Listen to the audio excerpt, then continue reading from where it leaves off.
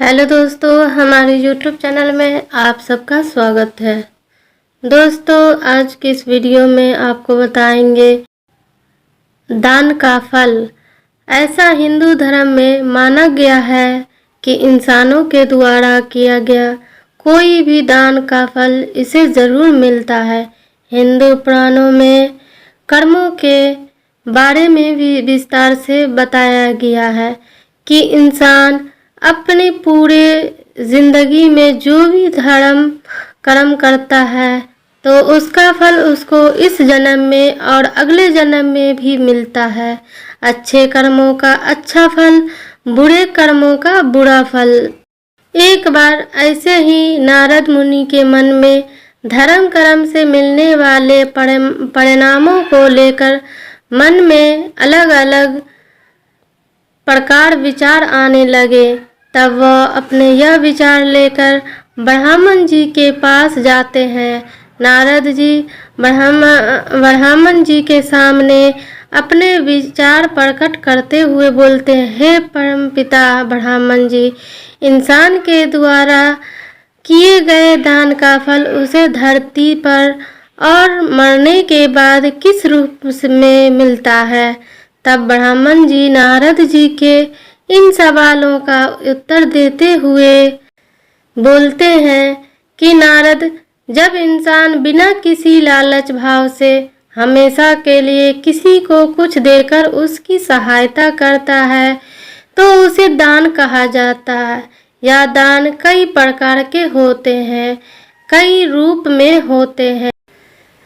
दिल से और बिना किसी लोभ के किया गया छोटे से छोटा दान भी उतना ही पुण्य माना जाता है जितना बड़ी से बड़ी वस्तु का दान। रही बात इन दान के फल की, तो उसका फल उसे मरने से पहले और मरने के बाद दोनों अवस्थाओं में मिलता है। सबसे पहले यह जान लो कि मरने के बाद कैसे दान का फल मिलता है। मरने के बाद इंसान की आत्मा को यमलोक के दूत जिस रास्ते से यमलोक को ले जाते हैं वो रास्ते दो प्रकार के होते हैं।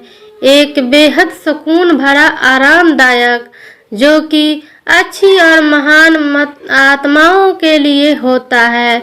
दूसरा रास्ता बेहद कठिन होता है। उस रास्ते पर आत्मा को ठिठोरा देने वाली सर्द हवाएं चलती है। अब इस मौके पर यदि उस इंसान ने किसी को कोई गर्म कपड़े दान दिए होंगे तो उसे भी यहाँ उसे इन ठंड हवाओं को झेलने के लिए वैसे ही मदद मिलेगी। ठीक इसी प्रकार यदि इस इंसान ने किसी भूखे को खाना खिलाकर या फिर किसी फकीर को अन्न दान किया होगा तो इसे यहाँ भी भोजन मिल जाएगा। इस प्रकार इंसान का दान उसे मरने के बाद भी मदद के रूप में रास्ते में मिलता है। श्रीमद् भागवत गीता में लिखा है कि इसी प्रकार दूसरे की निस्वार्थ भाव से की गई सेवा सदैव आपके जीवन में फलदायी सिद्ध होती है। इसी सच्ची सेवा भावना के बदले में दूसरे के मुंह से निकली हुई दुआ, प्रार्थना, आशीर्वाद आपके जीवन के दुख दूर कर देती है, बल्कि आपके लिए स्वर्ग के दरवाजे तक खोल देती है। दूसरी तरफ ब्राह्मण जी नारद को इसी पर एक कहानी सुनाते हैं। बहुत समय पहले की बात है कि भगवान शिव की नगरी कहीं जाने वाली काशी में एक राजा राज करता था। राजा बड़ा ही धार्मिक स्वभाव का था। उसे आध्यात्मिक ज्ञान में बहुत रुचि थी। एक दिन राजा के मन में सवाल आया कि किसी भी इंसान मरने से तुरंत पहले और बाद में उसके शरीर के साथ क्या होता है।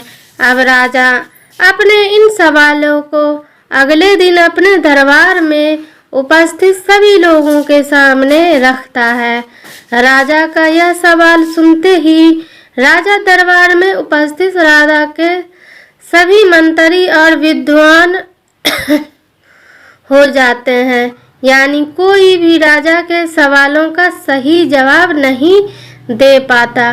काफी देर सोचने विचार करने के बाद राजा दरबार में यह ऐलान करते हैं कि मेरे सारे राज्य में यह ढिंढोरा पिटवा दिया जाए कि जो आदमी कब्र में मुर्दे के सामने लेटकर रात भर कब्र में मरने के बाद होने वाली सभी क्रियाओं के बारे में बताएगा, उसे 500 सोने की मोहरें भेंट दी जाएगी।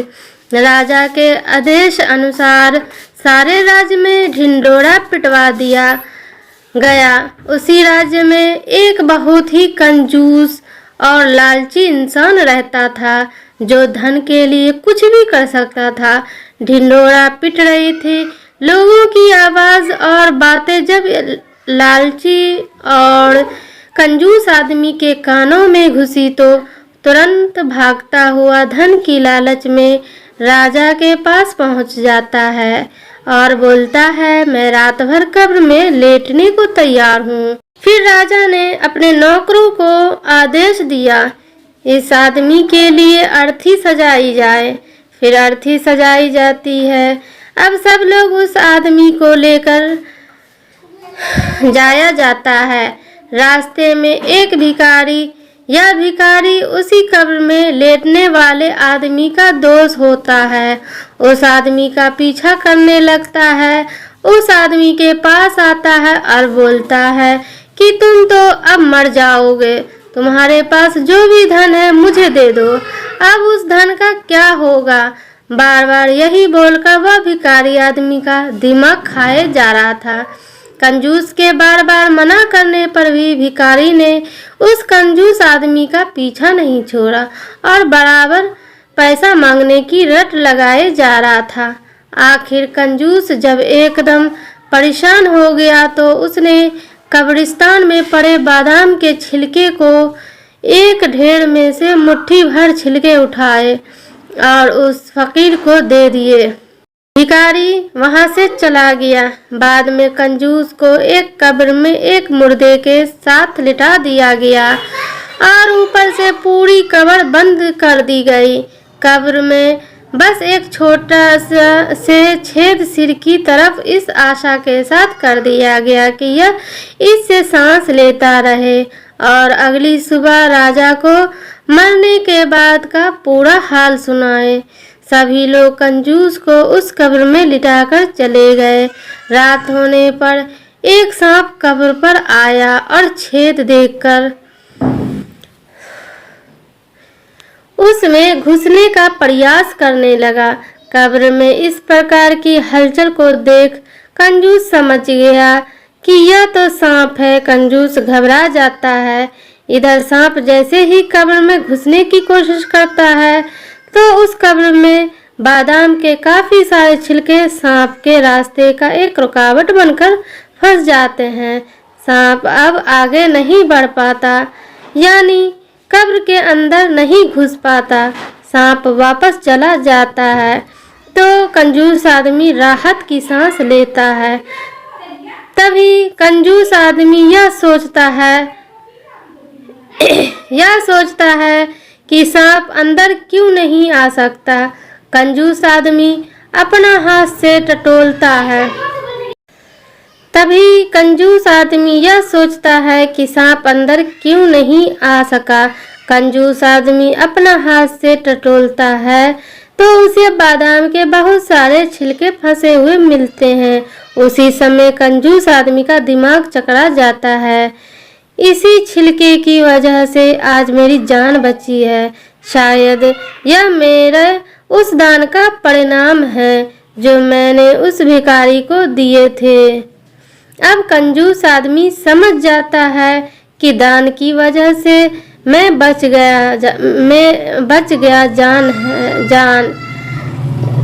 जान है जहान है। अब सुबह होते ही राजा के सभी नौकर बड़ी जिज्ञासा के साथ कब्रिस्तान आए और जल्दी ही कब्र को खोदकर कंजूस को निकाला। मरने के बाद